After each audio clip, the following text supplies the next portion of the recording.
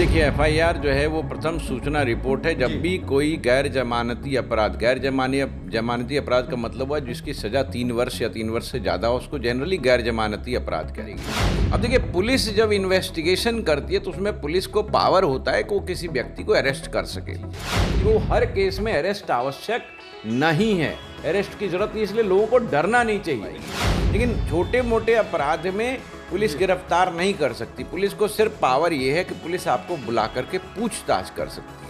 यदि छोटे मोटे अपराध है तो उसमें तो मजिस्ट्रेट को ही पावर है, वो बेल दे सकता है आपको। Non bailable offence, bailable offence में तो बेल आपको पुलिस दे देगी। आपको सिर्फ एक बेल बॉन्ड देना होता है, जमानत पत्र दाखिल करना पड़ता है, या तो श्योरिटी के साथ या श्योरिटी के बिना, यानी आपके बिहाफ पर कोई श्योरिटी आएगा या आप अपना बेल बॉन्ड खुद भरेंगे। नमस्कार, आप देख रहे हैं लाइव सिटीज। मैं हूं आपके साथ सौरभ राज। मेरे साथ बात करने के लिए आज लॉ टीचर आलोक कुमार रंजन हैं। आलोक सर से आज बात करेंगे एफआईआर के ऊपर, फर्स्ट इन्फॉर्मेशन रिपोर्ट के ऊपर।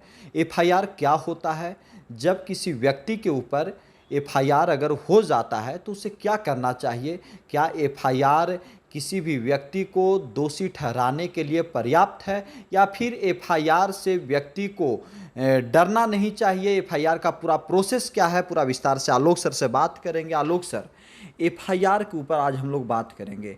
एफआईआर क्या होता है? बिहार में तो काफ़ी ज़्यादा एफआईआर थाना में हो जाता है, कोई भी व्यक्ति किसी के ऊपर एफआईआर जा कर के कर देता है।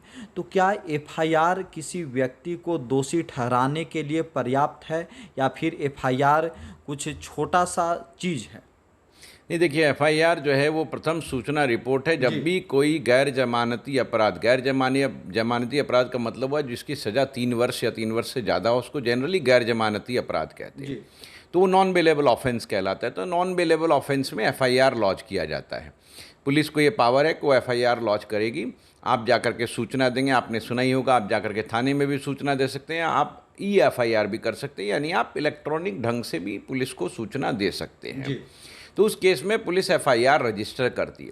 लेकिन देखिए एफआईआर रजिस्टर करने का मतलब सिर्फ इतना है कि किसी व्यक्ति के खिलाफ कोई सूचना आई है कि उसने गैर जमानती अपराध किया है, यानी ऐसा अपराध किया है जिसकी सज़ा 3 साल से ज़्यादा है। ये सिर्फ सस्पिशन है, ये संदेह है। वैसी स्थिति में उस व्यक्ति को हम लोग सस्पेक्ट कहते हैं। वो अभी दोष सिद्ध नहीं हुआ, ना उसको अभी जेल भेजा जाएगा, ऐसा कोई लॉ नहीं है जो ये कहता हो। उसके खिलाफ एक सूचना है कि इस व्यक्ति ने ऐसा अपराध किया है, अब पुलिस उसमें अन्वेषण करेगी। अब देखिए पुलिस जब इन्वेस्टिगेशन करती है तो उसमें पुलिस को पावर होता है कि वो किसी व्यक्ति को अरेस्ट कर सके। लेकिन सौरभ जी, मैं आपके माध्यम से सबको बताना चाहूँगा कि पुलिस को अरेस्ट करने का पावर तो है, लेकिन हमेशा वो अरेस्ट करेगी ये आवश्यक नहीं है। अरेस्ट इज नॉट, वो आवश्यक नहीं है को अरेस्ट करे। यदि उसको लगता है कि कस्टोडियल इंटरोगेशन के लिए अरेस्ट की आवश्यकता है, यानी उसको कस्टडी में लेना पड़ेगा आदमी को और फिर उससे पूछताछ करनी होगी, ऐसी आवश्यकता है, तभी वो अरेस्ट करेगा। सुप्रीम कोर्ट के तमाम निर्णय हैं जिसमें सुप्रीम कोर्ट ने स्पष्ट किया है कि एक अरेस्ट की सख्ती का होना और अरेस्ट की आवश्यकता का होना दो अलग अलग चीज़ें हैं। तो हर केस में अरेस्ट आवश्यक नहीं है, अरेस्ट की जरूरत नहीं, इसलिए लोगों को डरना नहीं चाहिए। लेकिन आलोक सर, सरल भाषा में मैं सवाल आपसे पूछ रहा हूँ, जब किसी व्यक्ति के ऊपर एफआईआर दर्ज होता है तो घर छोड़ करके भाग जाता है, वो डर जाता है कि अब पुलिस आएगी, अरेस्ट कर लेगी, अरेस्ट कर कर जेल में डाल देगी। तो क्या एफआईआर होने के बाद किसी व्यक्ति को भागना चाहिए, या फिर उसे आराम से घर में रहना चाहिए, थाना में जाना चाहिए, या कोर्ट में जाना चाहिए? नहीं, देखिए यदि एफआईआर किसी गंभीर अपराध के मामले में हुआ है, यदि 7 साल से ऊपर की सज़ा है उसमें और ऐसा गंभीर अपराध है, इस प्रकार के यदि कोई ऑफेंस हुए हैं, इस प्रकार का कोई अपराध किया है, तो उसमें जनरली पुलिस अरेस्ट कर लेती है। तो वैसी परिस्थिति में व्यक्ति को चाहिए कि वो एंटीसिपेटरी बेल के लिए जाए और एंटीसिपेटरी बेल ले ले, ताकि यदि पुलिस अरेस्ट करने आती है तो उसके पास एक न्यायालय का आदेश होगा कि देखिए मैंने पहले ही से न्यायालय से आदेश ले लिया है और पुलिस मुझे गिरफ्तार नहीं कर सकती। तो उसके लिए एंटीसिपेटरी बेल है, जिसके लिए आपको सेशन कोर्ट या हाई कोर्ट जाना पड़ेगा। उनको ये अधिकार होता है, वो आपको पहले ही बेल दे देंगे, आपको जेल नहीं भेजा जाएगा। तो पुलिस उस केस में आपको अरेस्ट नहीं कर पाएगी। लेकिन छोटे मोटे अपराध में पुलिस गिरफ्तार नहीं कर सकती। पुलिस को सिर्फ पावर ये है कि पुलिस आपको बुला करके पूछताछ कर सकती है। लेकिन यदि आप पूछताछ में सहयोग नहीं करते हैं, यदि आप पुलिस के इस पूछताछ को अवॉइड करते हैं, तो फिर पुलिस आपको गिरफ्तार कर सकती है। लेकिन जनरली पुलिस को गिरफ्तार करने का पावर हर केस में नहीं है। लेकिन कई जगह पे फॉल्स एफआईआर भी देखने को मिलता है। कोई व्यक्ति किसी को फंसाने के लिए एफआईआर कर देता है। उस परिस्थिति में एक इंसान को क्या करना चाहिए?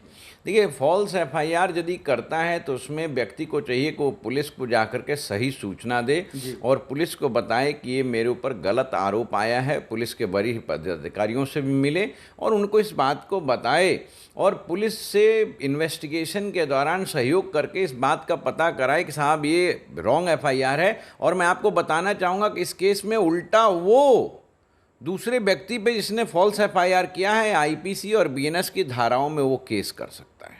वो आदमी फंस जाएगा उसके ऊपर। बिल्कुल, वो आदमी फंस जाएगा जिसने झूठा एफआईआर किया है। लोगों को शायद कानून नहीं पता है, झूठा एफआईआर कराने पे भी पहले आईपीसी में ये 211 धारा में ये थी बात लिखी हुई स्पष्ट ढंग से कि यदि आप ऐसा करते हैं, अभी की भी बीएनएस में है, तो आपके ऊपर ही ये धारा लगाई जा सकती है और आपको भी जेल भेजा जा सकता है।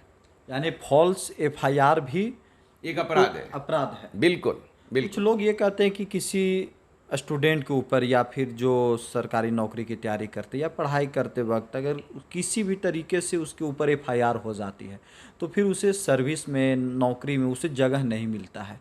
उस परिस्थिति में एक विद्यार्थी को, स्टूडेंट को क्या करना चाहिए? देखिए, चरित्र प्रमाण पत्र तो हर जगह आवश्यक होता ही, आपको पता है। कैरेक्टर सर्टिफिकेट जनरली यही होता है कि यदि एफआईआर किसी के ऊपर है और कोई केस में इन्वॉल्व है तो ऐसा मान लिया जाता है कि इसका कोई आपराधिक पृष्ठभूमि है। लेकिन यदि वो व्यक्ति कल को सिद्ध कर दे कि नहीं मेरी कोई आपराधिक पृष्ठभूमि नहीं है, वो दिखा दे, वो क्लीन चिट लेकर के आ जाए, ऐसा मैंने कई केस देखा है। मैंने खुद भी कई लोगों की इसमें मदद की है। किसी वरीय पुलिस अधिकारी से बात करके या कोर्ट में जो है उसका एप्लीकेशन लगवा करके उसको बरी कराया गया और उसको नौकरी मिली है। तो ऐसा नहीं है कि हर केस में ऐसा होगा, लेकिन आपको इस बात का ध्यान रखना पड़ेगा कि आपका डिक्लेरेशन सही होना चाहिए जो आपने एप्लीकेशन में या नौकरी में दिया है। यदि कोई केस है तो उसके बारे में आप सही जानकारी दें। लेकिन सिद्ध करते करते समय निकल जाता है। बिल्कुल, ये तो देखिए न्याय व्यवस्था की समस्या है, इसीलिए नए कानूनों में अब समय को जो है एक सीमा लगाई गई है ताकि अब न्याय का त्वरित जो है कार्रवाई हो। कोर्ट कचहरी का क्या मामला है? बेल, आम लोग ये सोचते हैं बेल कैसे मिलेगा?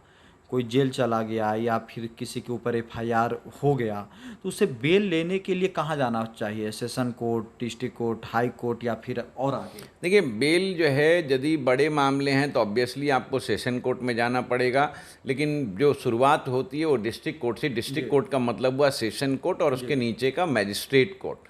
तो यदि छोटे मोटे अपराध है तो उसमें तो मैजिस्ट्रेट को ही पावर है, वो बेल दे सकता है आपको। Non bailable offence, bailable offence में तो बेल आपको पुलिस दे देगी। यदि बेलेबल ऑफेंस का मतलब है जमानती अपराध, जमानती अपराध का मतलब है जिसमें सज़ा 3 साल तक की है, उसमें तो आपको पुलिस से ही छुटकारा मिल जाएगा। लेकिन गैर जमानती अपराध में आपको कोर्ट जाना पड़ेगा। यदि आप लोअर कोर्ट में गए यानी मैजिस्ट्रेट कोर्ट में गए, वहाँ बेल नहीं मिला तो आप सेशन कोर्ट जाएंगे, सेशन कोर्ट से नहीं मिला तो आप हाई कोर्ट जाएंगे, लोग सुप्रीम कोर्ट तक जाते हैं। तो ये रेगुलर बेल की व्यवस्था है। लेकिन एंटीसिपेटरी बेल यदि आपको लेना हो तो उसमें आपको सेशन कोर्ट ही जाना पड़ेगा। वो छोटा मोटा न्यायालय नहीं दे सकता, या तो सेशन कोर्ट जाएं या तो हाई कोर्ट जाएं, तो आपको कोर्ट से बेल मिलेगा नॉन बेलेबल ऑफेंस में। पुलिस भी बेल का दायर करने के लिए, याचिका दायर करने के लिए प्रोसेस कहाँ से शुरू होता है? देखिए, बेल एक प्रक्रिया है जिसमें आपको, मैंने जैसे बताया कि आप यदि बेलेबल ऑफेंस है तो पुलिस के पास जाएंगे। नॉन बेलेबल में भी पुलिस बेल दे सकती है आपको, लेकिन जनरली पुलिस बेल देता नहीं। हालांकि पुलिस को पावर है बेल देने का, लेकिन पुलिस देता नहीं है। तो आपको उसके लिए न्यायालय ही जाना पड़ेगा और न्यायालय जाने के लिए आपको ऑब्वियसली उसके लिए अपना जो है एक वकील करना पड़ेगा और वकील आपके बिहाफ पर बेल एप्लीकेशन लगाएगा, है ना। और निचली अदालत में लगाएगा। जब निचली अदालत से अस्वीकृत हो जाएगा तो फिर वो ऊपरी अदालत में जाएगा। और अपराध के ऊपर निर्भर करता है ये कि आपका निचला अदालत कौन सा है, या तो मैजिस्ट्रेट कोर्ट होगा या तो सेशन कोर्ट होगा। लेकिन बेल पहले वहीं लगाना पड़ेगा। कुछ विशेष मामले होते हैं जिसमें कि इनको भी पावर नहीं होता है, वो एक अलग मामले में, हाँ, वो अलग व्यवस्था है। और किसी व्यक्ति को बेल लेने में कुछ पैसा उसा भी खर्च होता है? जी, वो तो एक न्यायिक प्रक्रिया, एक व्यवस्था है कि भाई आपको जो वकील को फीस देनी है आप देंगे, आप वो खर्चे करेंगे। और यदि कोई, भाई आप समझ ही रहे हैं, यदि कोई मतलब गलत प्रकार से पैसे कमाना चाहे तो कोई भी पैसे की मांग कर सकता है, वो तो एक अलग बात होगी। लेकिन कानून में प्रोसेस, कानून में ऐसा कोई प्रावधान नहीं है। आपको सिर्फ एक बेल बॉन्ड देना होता है, जमानत पत्र दाखिल करना पड़ता है, या तो श्योरिटी के साथ या श्योरिटी के बिना, यानी आपके बिहाफ पर कोई श्योरिटी आएगा या आप अपना बेल बॉन्ड खुद भरेंगे। तो आप अपना खुद भरेंगे तो बेल आपको मिल गया, और यदि आप श्योरिटी के बेस पर लेंगे तो उसको उसमें कुछ जो है अपना श्योरिटी रखना पड़ेगा, सिक्योरिटी रखना पड़ेगा। पैसे की कोई ज़रूरत ऐसी नहीं होती। चलिए शुक्रिया सर, थैंक यू। हमारे बहुत बहुत धन्यवाद।